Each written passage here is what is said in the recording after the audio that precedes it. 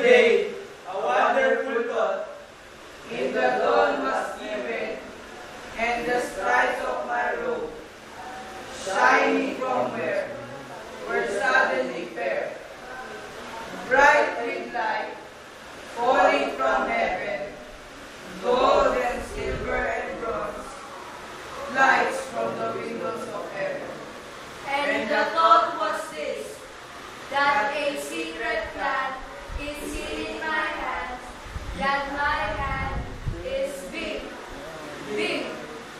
Because of this plan, that the God who dwells in my hand knows the secret plan of the things He will do for the world using my hand. Discovery by